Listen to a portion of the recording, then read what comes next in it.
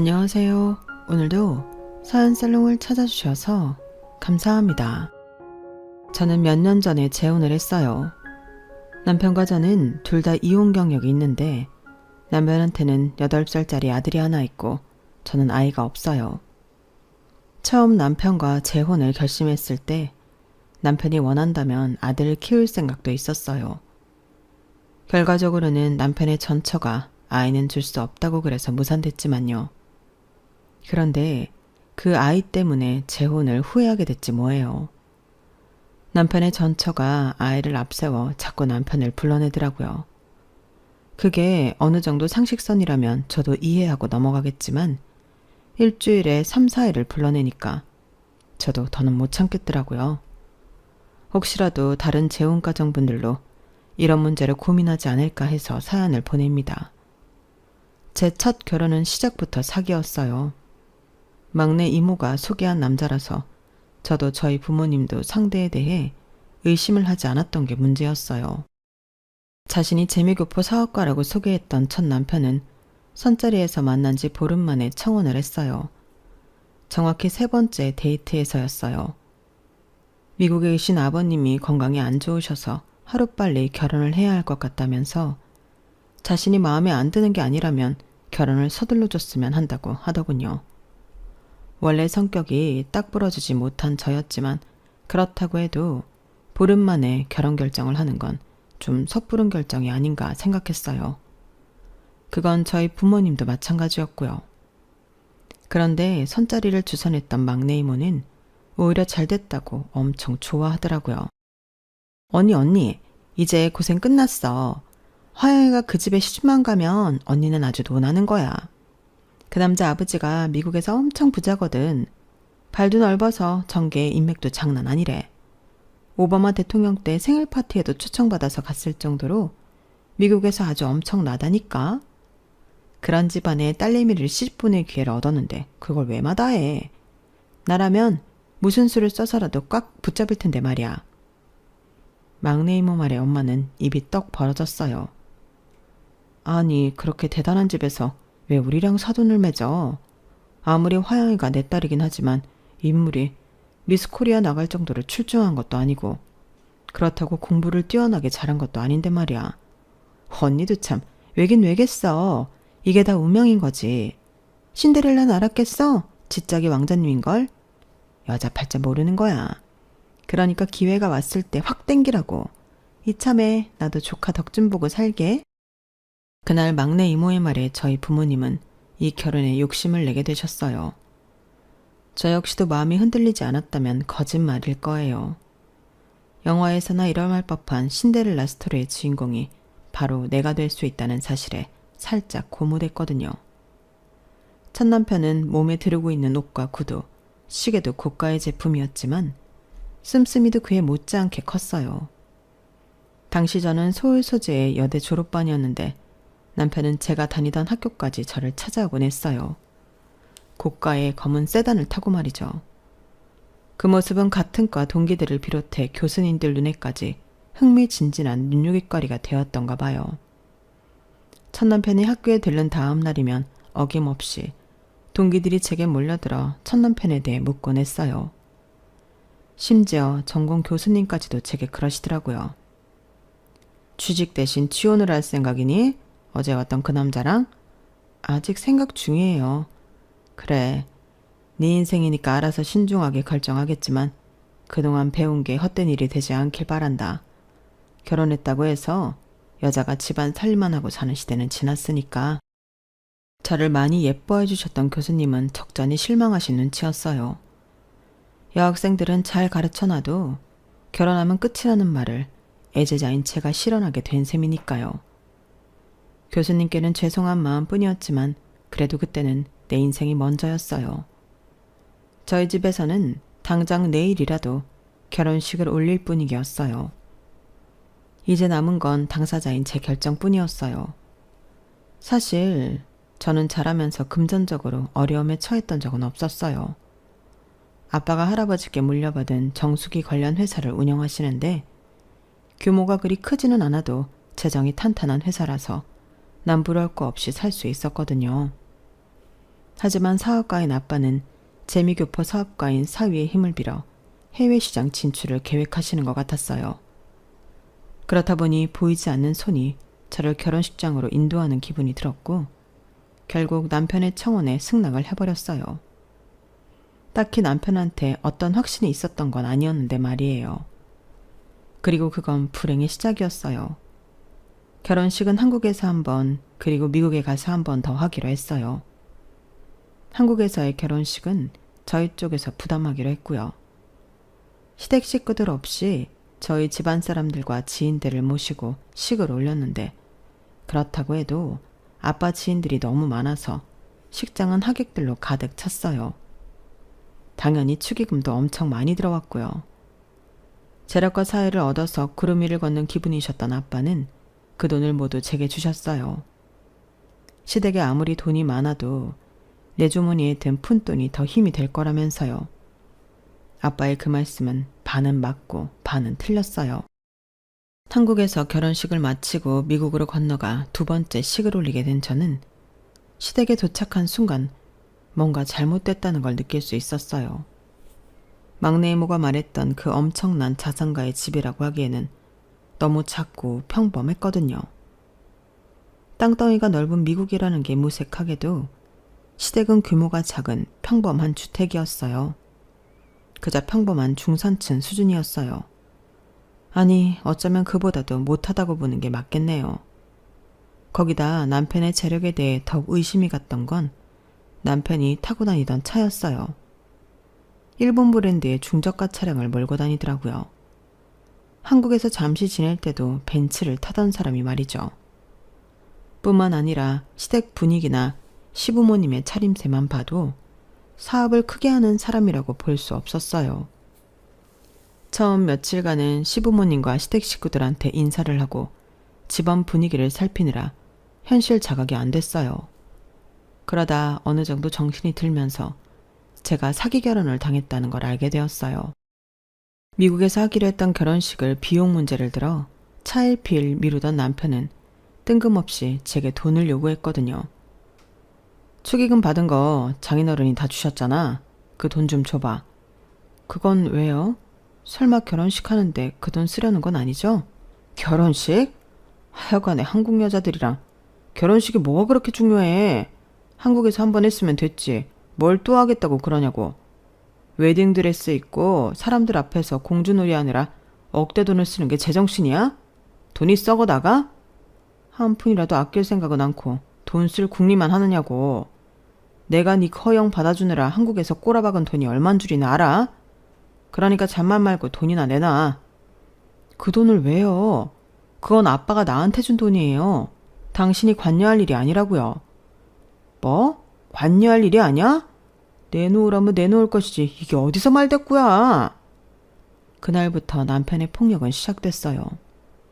태어나서 지금까지 부모님한테도 맞아본 적 없던 저는 남편의 무자비한 폭행에 몸도 정신도 만신창이가 됐어요. 당장 한국으로 돌아가겠다는 저를 남편은 집에 두고 한국에 연락을 못하도록 했어요. 그렇게 몇 달을 집에 갇혀 지내다가 제 비명소리를 들은 이웃 주민의 신고로 저는 남편 집에서 탈출할 수 있었어요.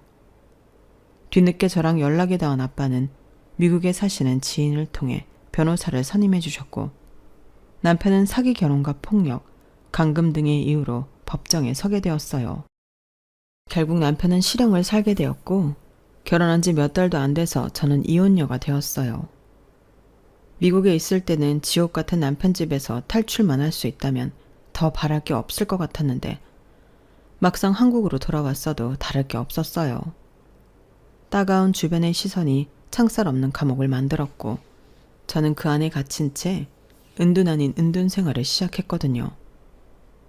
동기들은 다들 취업에 성공해 회사원이 되었고 취업 때를 놓친 저는 원서를 낼 곳조차 없었어요.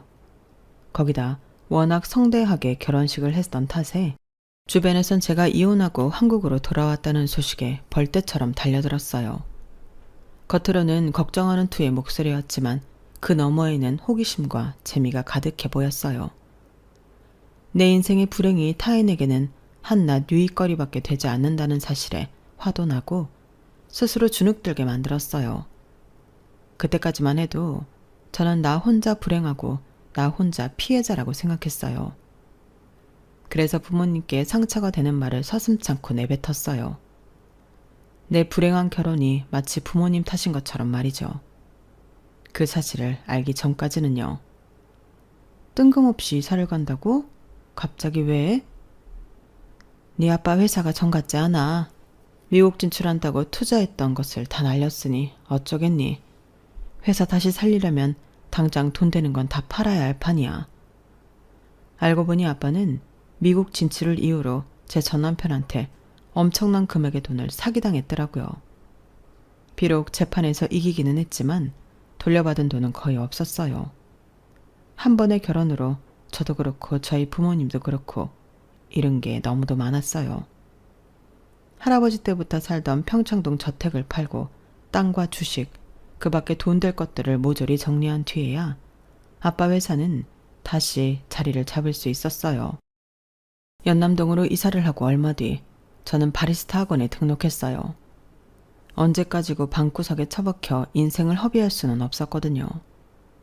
그래서 내가 하고 싶은 게 뭐가 있나 고민하다가 고민 끝에 찾아낸 게 바로 바리스타였어요. 그렇다고 카페에 취직할 생각은 아니고 기회가 된다면 작더라도 내 카페를 차리고 싶었어요. 그렇게 시작한 커피 공부는 생각보다 저랑 잘 맞았어요. 내가 좋아하는 분야라서 그런지 이론도 머릿속에 쏙쏙 들어오고 평소 유별나다 싶을 정도로 까다롭게 커피를 내려 마시던 버릇은 실습에 꽤 도움이 되었거든요. 덕분에 바리스타 자격증은 큰 어려움 없이 딸 수 있었어요. 하지만 자격증을 땄다고 해서 당장 카페를 차리진 않았어요. 실무 경험이 없기 때문에 만반의 준비를 다 하고 싶었거든요. 전국에 있는 커피 잘한다는 카페를 다 찾아다니고 좋은 원두를 찾기 위해 발품도 팔았어요. 어느 정도 준비가 됐을 때 제가 가진 돈으로 얻을 수 있는 가게를 찾고 가게 인테리어도 스스로 구상을 했어요. 그렇게 2년 가까운 시간이 흐른 뒤에야 저는 작은 카페를 오픈할 수 있었어요. 극악무도한 남편의 매질에도 굴복하지 않고 끝까지 지켰던 축의금에 엄마가 보태주신 돈을 합해서 차린 카페였어요. 테이블도 몇 개 없고 커피 종류도 그리 다양하지 않지만 그래서 느긋하게 내 시간을 보낼 수 있는 아늑한 공간으로 완성됐어요. 큰 돈을 벌고 싶어서 차린 카페가 아니라 누구든 잠깐 들러서 차 한 잔에 쿠키랑 머핀을 먹으면서 쉬다 갈 수 있는 그런 공간을 만들고 싶었거든요. 어쩌면 제가 머물고 싶은 공간을 만들고 싶었던 건지도 모르겠네요. 상점가와 주택가가 만나는 지점에 위치하기 때문에 주 고객은 동네 주민이었어요. 여왕견을 데리고 산책을 하다가 들러서 느긋하게 커피 한 잔을 마시고 가는 손님부터 근처 식당에서 점심을 먹고 지나가다가 커피를 테이크아웃 해가는 직장인들, 그리고 퇴근 후 7시쯤 편안한 차림으로 와서 커피를 마시며 책을 읽다 가는 손님까지 다양한 사람들이 제 카페를 찾아주었어요. 그리고 그 중에는 현재 제 남편도 있었어요. 남편은 거의 매일 제 카페를 찾아왔는데 퇴근 후 편안한 차림으로 와서 카페 룽고를 시켰어요. 그리고는 1시간가량 책을 읽다가 가는데 그 모습이 무척 인상적이었어요. 손님이 많지 않은 조용한 카페라서 남편의 독서를 방해할 일은 없었지만 그래도 변수라는 게 있잖아요. 하루는 젊은 엄마 둘이서 애를 데리고 카페에 왔는데 엄마들이 수다를 떠는 동안 아이들이 카페 안을 놀이터처럼 휘젓고 다니더라고요. 인테리어 소품으로 놓아둔 미니어처 자동차도 꺼내서 바닥에 굴리고 벽에 붙여놓은 오래된 엽서도 뜯어서 내던져 놨더라고요. 참다 못해 엄마들한테 가서 아이들한테 주의를 좀 주라고 말을 했지만 그때뿐이었어요. 아이들이 뛰어놀다가 남편이 앉아있던 테이블을 쳤고 그 바람에 커피잔이 흔들리면서 책에 엎질러졌거든요.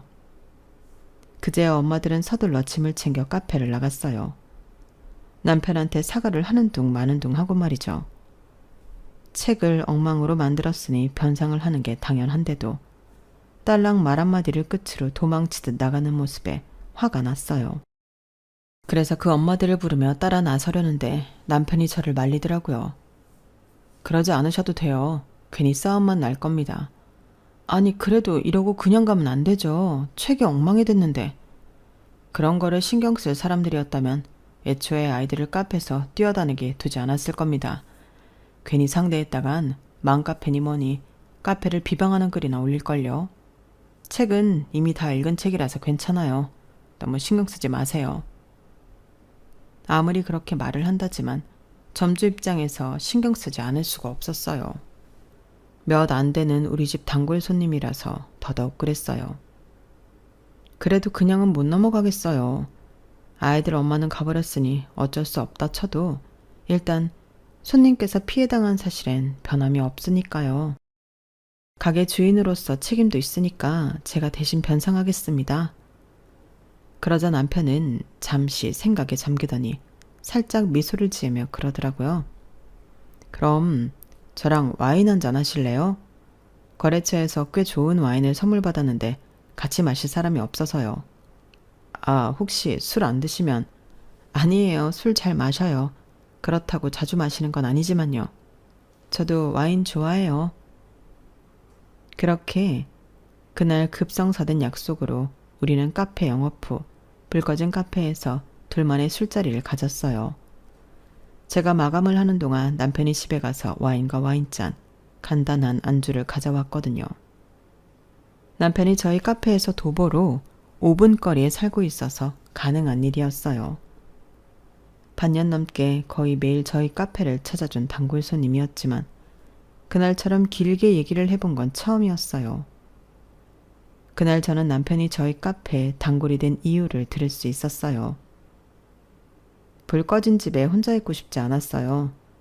이혼한 지 2년이 넘었는데도 적막한 집에 혼자 있는 게 익숙해지지 않네요. 당시 남편은 아내와 이혼하고 혼자 살고 있었는데 둘 사이에는 아들이 하나 있다고 했어요. 친권은 자신한테 있지만 양육권은 아내한테 있어서 아내가 허락하는 때에만 아들을 만날 수 있다고 하더군요. 왜 이혼을 했는지 말해주지 않았지만 저 역시도 묻지 않았어요. 그때만 해도 우리가 그런 세세한 것까지 묻고 답할 사이는 아니었으니까요. 남편은 졸업 후 유명 건설사에 있다가 대학 동기와 함께 건축 설계 사무소를 차렸는데 몇 년 전에 동기가 독립을 한 뒤로 현재는 혼자 사무소를 꾸려나가고 있다고 했어요. 지금은 일도 많이 줄였지만 초창기만 해도 빨리 회사를 키워야 한다는 생각에 들어오는 일을 족족 다 받아 했어요. 일에 미쳐 사는 동안 돈은 많이 모였지만 아내를 많이 외롭게 만들었어요. 아내가 출산을 할 때도 난 현장에 있었으니까요. 그땐 빨리 자리를 잡아서 아내와 아들이 걱정 없이 살 수 있게 하는 것만이 가장의 의무라고 생각했어요. 그러다 몇 년 전 아내한테 이혼하자는 말을 듣고서야 정신이 번쩍 들더라고요. 반박을 할 수 없었어요. 저라도 나 같은 남편이랑은 살기 싫었을 테니까요. 결혼 후 일도 줄이고 전과 달리 여유 있는 생활을 하려고 노력하고 있었지만 텅 빈 집에 혼자 있는 시간을 견디기 힘들었다더군요. 그래서 퇴근 후 저희 카페에 앉아 책을 읽으며 외로움을 달래곤 했었대요.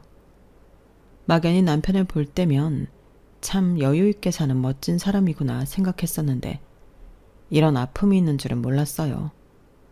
그래서 채플린이 삶은 멀리서 보면 희극, 가까이서 보면 비극이라고 했나 봐요. 사실 꼭 이 카페일 이유는 없었어요. 내가 사는 오피스텔 1층에도 카페는 있거든요. 그런데 지나다 보니까 여기 인테리어가 마음에 들더라고요. 혹시 인테리어를 직접 하신 건가요? 네, 전공이 그쪽이라서요. 그렇게 시작된 대화는 제 이혼 얘기까지 이어졌어요. 시시콜콜한 내용까진 아니고 간단히 뭉뚱그려서 이혼했다고만 얘기했지만요. 서로의 비밀을 공유한 사이가 돼서 그런지 이후로는 남편이 카페에 찾아오면 한 테이블에 앉아 얘기를 나누곤 했어요. 카페를 찾아오는 이유가 책을 읽기 위함이 아니라 외로움을 달래려는 거라는 걸 알았기 때문이었죠. 게다가 건축과 인테리어는 분야가 다른 듯 하면서도 연결된 부분이 많아서 대화도 잘 통했거든요.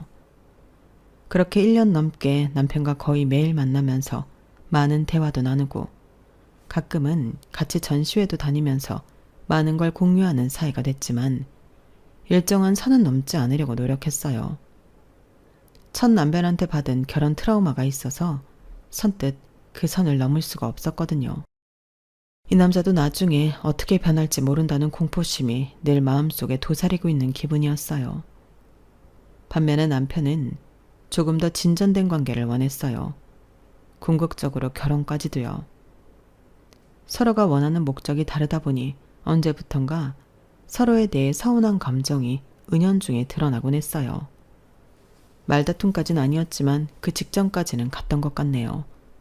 그러던 어느 날이었어요. 남편과 함께 아울렛에 갔는데 거기서 시어머니와 마주친 거예요. 이혼한 아들이 여자랑 같이 다정하게 쇼핑을 하고 있는 걸 본 어머님은 당연히 저를 새 며느리감으로 생각하셨던가 봐요. 자꾸 저한테 집에 한번 놀러 오라고 그러시는 거예요. 남편이 제 눈치를 보면서 그런 사이 아니라고 했는데도 어머님은 믿지 못하시는 눈치였어요. 그리고 며칠 뒤 어떻게 아셨는지 어머님이 제 카페로 오셨더라고요. 이렇게 찾아와서 많이 놀랐죠? 늙어서 주책이라고 해도 할 말은 없지만 그래도 꼭 한번 만나보고 싶었어요. 우리 애는 아무 사이 아니라고 하는데 내 눈에는 그게 아닌 것 같아서 말이죠. 내 아들이 그쪽을 보는 눈빛도 그렇고 그쪽에 내 아들을 바라보는 눈빛도 그렇고 그걸 보고 어떻게 아무 사이 아니라고 생각하겠어요? 혹시 마음이 있는데 아직 확신이 없어서 그런 거라면 내가 이거 하나만은 약속할 수 있어요. 난 시어머니 노릇할 생각도 없고 아들 내외 사는데 귀찮게 할 생각도 없어요. 명절이니 재산이 이런 걸로 며느리 오라가라 할 마음도 없고요.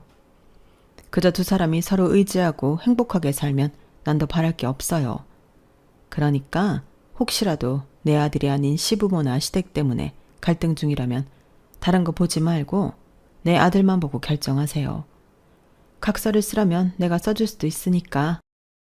그 말씀을 하시는데 어머님 눈이 촉촉해지더라고요. 혹시라도 당신 때문에 제가 당신 아들을 밀어낼까봐 겁을 먹고 계신 것 같았어요. 그런 어머님께 차마 당신 아들이 아니어도 나는 재혼할 생각이 없다는 말을 할 수 없었어요. 어머님이 댁으로 돌아가시고 저는 한참이나 생각에 잠겼어요. 우리 엄마도 혹시 저런 마음인 게 아닌가 해서요. 이혼을 한 건 자식인데 어떻게 된 게 상처는 부모가 더 크게 받는 게 아닌가 싶더라고요. 우리 부모님도 제가 이혼을 한 이유가 당신들 탓이라고 자책하며 사시진 않을까 그제야 부모님 걱정이 되더라고요. 그래서 엄마한테 전화를 했어요. 이혼한 이후 그동안 절대로 꺼내지 않았던 제 이혼에 대한 엄마의 생각을 물었는데 역시나 모든 걸 당신 탓으로 받아들이고 있더라고요. 모든 게 다 내 탓이다. 애초에 넌 결혼에 마음도 없었는데 네 이모 말만 듣고 돈에 눈이 멀어서 널 지옥불 속에 밀어 넣었으니까. 그때 내가 조금 더 알아보고 혼사를 진행했더라면 네가 그런 놈한테 모진 거 난 당해도 됐는데. 하영아, 엄마가 미안해. 엄마가 정말 미안하다. 저는 이미 어둠을 헤쳐나온 지 오래였지만 엄마는 여전히 암흑 속에서 살고 계셨어요. 자식의 인생을 망쳤다는 자책을 하면서 말이죠. 그날 엄마를 보니 더는 지금처럼 피해의식 속에 살면 안 되겠다는 생각이 들었어요. 내가 결혼했던 첫 남편이 나쁜 놈인 거지 지구상의 모든 남자가 다 사기꾼의 나쁜 놈은 아니니까요. 그래서 남편한테 제가 먼저 청혼을 했어요. 1년 넘게 만나오면서 남편에 대한 믿음도 생겼고 함께 있을 때가 혼자 있을 때보다 안심이 되고 편한 걸 보니 이 남자가 진짜 내 짝이라는 확신도 있었거든요. 그동안 줄곧 결혼에 회의적이었던 제가 뜬금없이 청혼을 하자 남편은 무척 놀라는 눈치였어요. 저라면 이 여자가 갑자기 이러는 이유가 뭘까 의심부터 했을 텐데 남편은 그러지 않았어요. 오히려 제 손을 잡고 고맙다고 하더군요. 그런 남편한테 제 과거를 속이는 건 죄를 짓는 것 같아서 그날 저는 남편한테 모든 사실을 털어놓았어요. 제 얘기를 들은 남편은 눈시울이 빨개져서는 말없이 저를 안아주더군요. 그리고는 나직한 목소리로 말했어요. 있었던 일을 지울 수는 없지만 앞으로 행복한 순간이 많아지면 안 좋은 기억을 덮을 수 있지 않겠냐고요. 그러니 자기가 노력하겠다고요. 그 말에 울컥해져선 저도 모르게 눈물을 흘렸습니다. 몇 달 뒤 저는 재혼을 했어요. 따로 결혼식을 올리지는 않았고 조촐하게 양가 부모님과 몇몇 친척분들만 모시고 식사 자리로 가름했어요. 우리 부부는 둘 다 한 번의 실패 경험이 있어서 그런지 이번 결혼은 어떻게든 잘 지켜나가고 싶다는 마음이 강했어요. 그래서 서로 대화도 자주 하고 갈등이 생길 소지가 있는 말이나 행동은 애초에 하지 않으려고 노력했어요. 우리 부부만큼이나 양가 부모님들도 많은 노력을 하셨는데 어머님은 결혼 전에 제게 하셨던 약속대로 명절이나 제사를 비롯해 시댁 행사에 강제로 저를 부르거나 하지 않으셨어요. 고부간의 갈등이 생길 여지를 주지 않으시려 무척이나 노력하시는 게 보이더라고요. 물론 그럼에도 불구하고 제가 제 의지대로 명절이며 시댁 행사에 참석은 하고 있지만요. 저희 부모님은 제가 재혼할 생각가 있다는 말씀을 드리자마자 업체에 의뢰해 남편 뒷조사까지 하셨어요. 다시는 이전과 같은 실패를 반복하지 않으시라는 거였죠. 물론 아무런 하자가 없음을 알게 되곤 뒤늦게 남편한테 사과를 하셨지만요. 제 첫 결혼이 어땠는지 잘 아는 남편은 저희 부모님을 이해해 주었어요. 자신이었어도 그랬을 거라고요. 조심스럽기만 하던 재혼 생활은 시간이 지나면서 조금씩 자연스럽게 자리를 잡아가기 시작했어요. 저희 부부도 그렇고 양가 부모님도 그렇고요. 그런데 생각지도 않은 곳에서 문제가 생겼지 뭐예요. 그동안 아이 면접권까지 제안했던 남편의 전처가 저희 결혼 소식을 들은 이후부터 변하기 시작했는데 그로 인해 예기치 않은 문제가 불거지기 시작한 거예요. 여보, 미안한데 이번 주 토요일에 공연 보러 가기로 한 거 말이야. 아직 예매 안 했으면 다음으로 미루면 안 될까? 재우 엄마한테 연락이 왔는데 이번 주 토요일에 재우 만나게 해주겠대. 아, 그래요? 그럼 그렇게 해요. 공연이야 나중에도 볼 수 있는 거니까. 그런데 요즘은 그쪽에서 재우를 자주 만나게 해주네요. 예전엔 법원 명령에도 불구하고 애 얼굴도 안 보여주더니. 그러게 말이야. 이제 곧 내가 초등학교에 들어가니까 그래서 그러는가 봐. 아무래도 친구들이랑 달리 아빠랑 같이 살지 않는 게 애한테 상처가 될 수 있으니까. 그래서 더 아빠랑 가깝게 해주려는 게 아닐까? 남편도 저도 아이를 위해 좋은 쪽으로 받아들이려고 노력했어요. 그래서 전처 쪽에서 애를 만나게 해주겠다는 날이면 그게 언제든 남편을 보내주곤 했고요. 그런데 시간이 지날수록 그 정도가 좀 심해지지 뭐예요. 처음엔 한 달에 한두 번 정도 아이와 만나게 해주겠다고 남편을 불러내더니 그 횟수가 점점 늘어서 지금은 일주일에 거의 4, 5일을 남편을 불러내더라고요. 남편도 처음엔 아이를 다시 볼 수 있다는 기쁨에 신나서 나갔지만 점점 횟수가 늘수록 제 눈치를 많이 보게 된 거예요. 거기다 남편과 아이 둘만 만나는 게 아니라 전처가 그 자리에 꼭 끼려고 한다는 게 더 큰 문제였죠. 그럼 이번에도 왜 엄마까지 왔다는 거야? 하루 종일 놀이동산에서 세 사람이 같이 다닌 거냐고. 그 사람 말로는 재우가 엄마도 같이 가자고 하도 졸라서 나왔다고 하더라고. 당신이 들어서 기분 좋을 소린 아니지만 그래도 속이고 싶지 않아서 말하는 거야. 안 그래도 그 사람한테 앞으로는 애만 보내라고 얘기해놨어. 그러니까 너무 걱정하지 마. 남편은 혹시라도 제가 오해를 하는 일이 생길까봐 제게 털어놓기 힘든 얘기도 솔직하게 다 해줬어요. 그런 마음이 고맙기도 했지만 한편으로는 그 사정을 속속들이 알게 됨으로써 제 속에서 불이 나곤 했지만요. 옛말에 모르는 게 약이다라는 말이 실감나더라고요. 아이 교섭권을 핑계로 전처가 제 남편과 만남을 이어가려 한다는 의심이 들었지만 일단은 남편을 믿어보기로 했어요. 그럼에도 불안한 마음은 속일 수 없더라고요. 남편과 전처 사이에는 아이라는 매개체가 있기에 언제고 다시 재결합을 할 수 있지 않을까 하는 두려움이 컸어요. 그런데 그런 마음에 불을 지르는 일이 생긴 거예요. 하루는 제 휴대폰으로 모르는 번호로 전화가 걸려왔는데 받아보니 남편의 전처더라고요. 자신을 제 엄마라고 밝히면서 어찌나 의기양양하게 굴던지 몰라요. 우리 그이가 얘기 안 하던가요? 이번 주 수요일이 재우 생일이라서 그 기념으로 주말에 가족여행 가기로 했는데? 어머, 그이가 말 안 했나 보다. 아니요, 얘기는 전에 들었어요. 하지만 아직 가겠다고 결정된 건 아니에요. 그이도 저도 아직 결정을 못 내렸으니까요. 어머머, 결정된 게 아니라니? 그리고 그쪽이 왜 우리 집 일에 결정을 하니마니 오지랖이에요? 웃기네 정말. 그럼 당신이 허락 안 하면 애 생일인데 애 아빠가 가족여행도 같이 못 간다는 거예요? 이보세요. 당신이 뭔데? 무슨 권리로 부자재간을 갈라놓으려고 그러냐고. 당신이 애가 없어서 뭘 모르는 모양인데 지금 당신이 얼마나 주제넘은 생각을 하는지 알긴 해요. 아빠랑 아들은 천륜지간이에요. 당신이 해라 마라 한다고 끊길 인연이 아니라고요. 혹시라도 이번 일로 우리 애가 상처받는 일이 생긴다면 나 당신 가만 안 둬. 알았어요? 남편의 전처는 성질을 내고는 전화를 끊었어요. 전화를 끊자마자 심장이 미친 듯이 뛰고 손가락이 바들바들 떨리더라고요. 마치 내가 멀쩡한 가정을 깨려는 뇌연녀 취급을 받는 기분이 들었거든요. 그래서 남편한테 이번 여행은 가지 말라고 하려고 여행 얘기를 꺼냈어요. 여보, 이번 주말에 여행 가는 건 말이야. 아, 그거 못 간다고 했어. 재호랑 둘이 가는 것도 아니고 재호 엄마까지 온다는데 그건 좀 그렇잖아. 남편이 먼저 거절 의사를 말해주어서 속으로 얼마나 기뻤나 몰라요. 그러면서도 한편으로는 앞으로도 이런 일이 계속되면 어쩌나 불안하더라고요.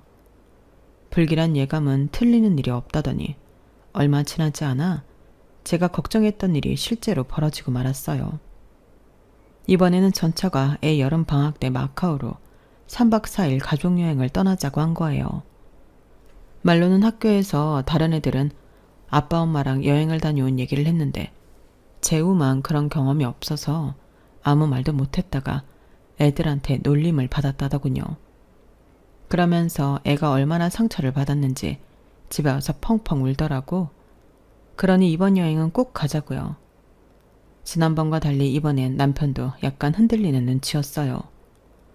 아이가 친구들 앞에서 아빠의 부재로 인해 놀림을 받았다고 하는데 왜 안 그렇겠어요?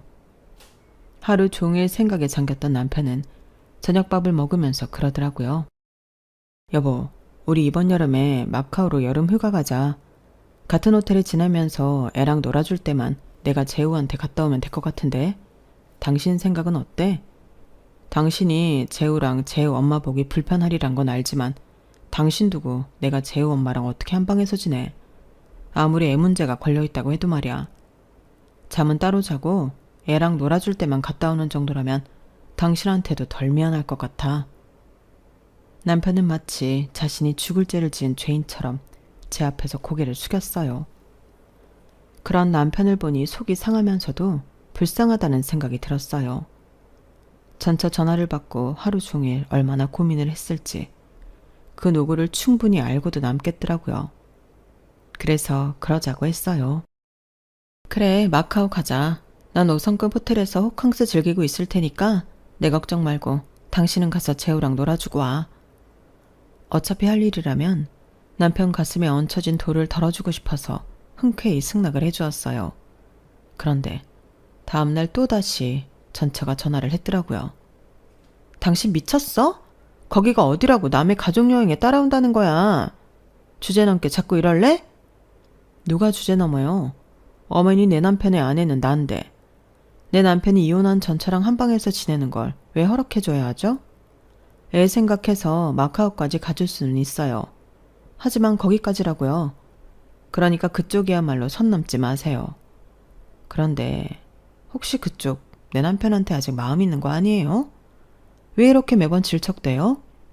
그러자 전처는 뜨끔했는지 씩씩대다가 그러더군요. 야, 너 뭔가 착각하는 모양인데 그 사람 온전히 네 거 아니야. 그 사람 아직 내 손 안에 있다고. 내 거란 말이야.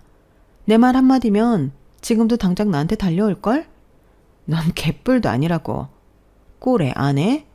야, 꼴값 떨지 마. 내가 마음만 먹으면 재우 아빠 다시 그 집으로 안 보낼 수도 있으니까. 알았어? 고래고래 소리를 지르는 걸 보니 전처가 심적으로 흔들리고 있다는 걸 알 수 있었어요. 그래서 더 이상하더라고요.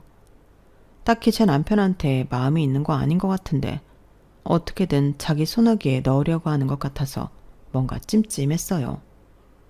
그 이유가 뭔지 궁금했거든요. 그래서 전에 저희 부모님이 제 남편 뒷조사를 했던 업체에 연락해 전처 뒷조사를 부탁했어요.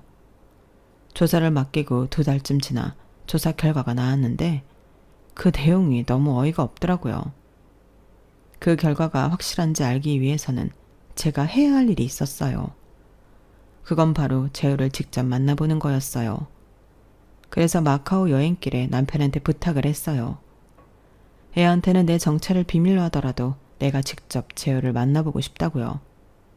그러자 남편은 흔쾌히 허락을 해주었고 남편의 도움으로 저는 재우를 만나볼 수 있었어요.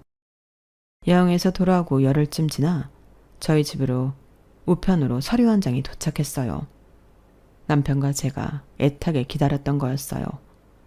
바로 친자 확인 검사 결과지였거든요. 업체에 남편의 전처 뒷조사를 의뢰했을 때 거기서 그러더라고요. 아이 아빠가 제 남편이 아닌 것 같다고요.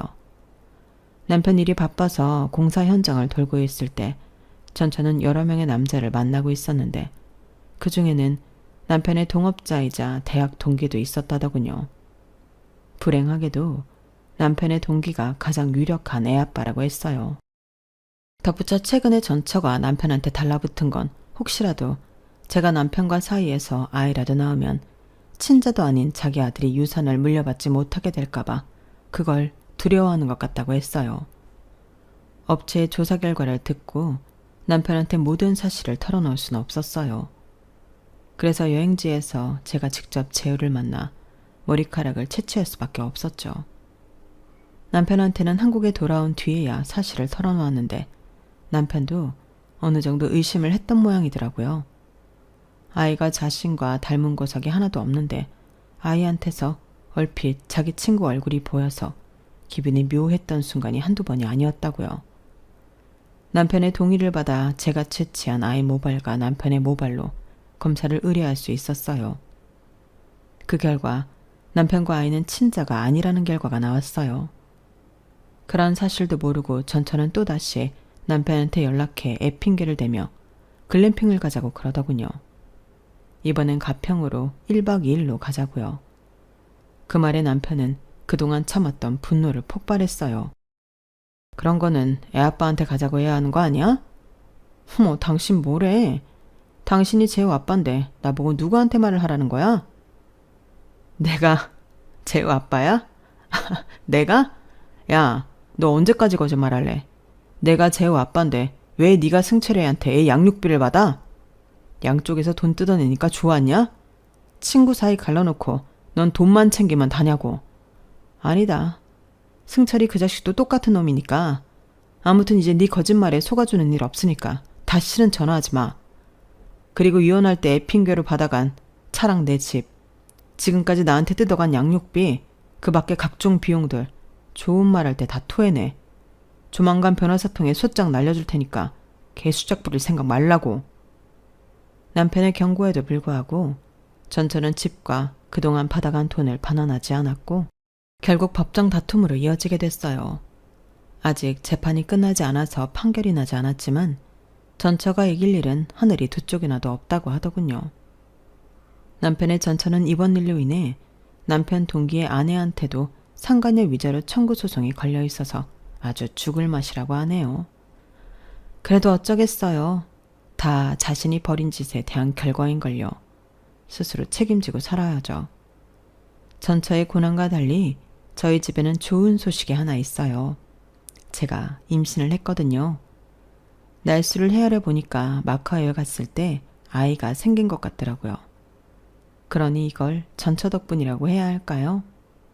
아무튼 남편의 전처가 이 소식을 들으면 어떤 표정을 지을지 궁금하네요.